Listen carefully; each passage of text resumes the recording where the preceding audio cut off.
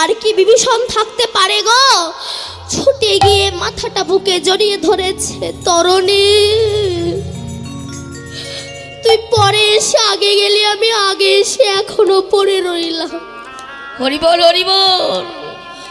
তরণী, আমার ভাগ্যে কি একটু রামের চরণ পেলাম না? আমার ভাগ্যে কি একটু রামের চরণ হলো না রে তরণী? ওরে তরুণী, ওরে তরুণী রে।